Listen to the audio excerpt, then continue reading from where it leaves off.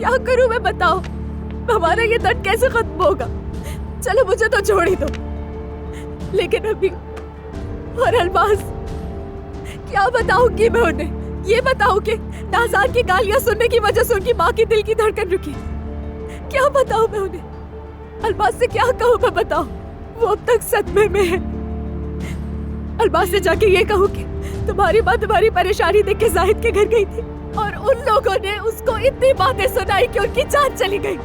मेरी मानो तो देखो, अल्मास को कुछ भी बताना सही नहीं होगा नूर, और वैसे भी वो ये सब कुछ बर्दाश्त नहीं कर पाएगी। उसकी हालत का पता है तुम्हें? तुम बताओगी तो उससे। हाँ, अगर उसे पता चल गया तो जाहिद की जिंदगी खतरे में आ जाएगी। मैंने ये नहीं कहा, मैं तो सिर्फ उसकी तकलीफ के लिए कह रहा था। तुम्हारे भाई जाहिद ने क्या किया? अल्मास की बात भी नहीं सुनी और घर भेज दिया उसे। मैंने सोचा था कि चुप रहूं, कोई बात ना करूं, वरना बहुत बहुत ज्यादा बिगड़ जाएगी।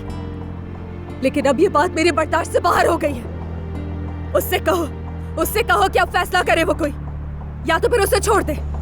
अब सारे फैसले अल्मास ही करेगी। देखो, जाहिद सोच रहा है इस बारे में और नाइंसाफी नहीं होगी उसके साथ। मैं वाकई अल्मास के लिए फिक्रमंद हूँ। उसकी हालत बिल्कुल भी ठीक नहीं है। जाहिद करेगा उसके लिए कुछ ना कुछ। जब अल्मास को घर से निकाला था तब उसकी हालत याद नहीं आई? बस कर दो नूर, ये सरासर इल्जाम है कि हमने नाज़ान की वजह से उसे घर से निकाला है।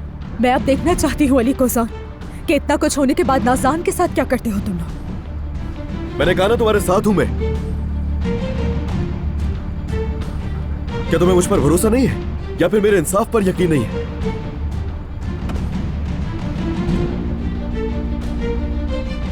नूर, क्या तुम ठीक हो? हम दोनों बात कर रहे हैं, तुम्हें दिख नहीं रहा? कहने और सुनने के लिए कुछ भी बाकी नहीं रहा है। वो करूंगी जो मुझे करना चाहिए था। जाकर अपने भाई से बात करो।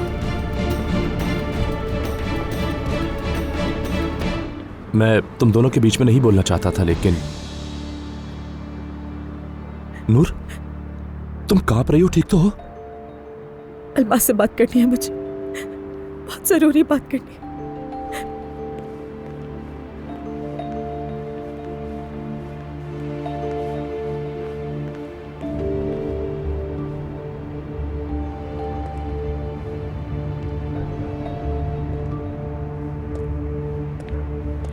मोहब्बत बदुआ बन गई है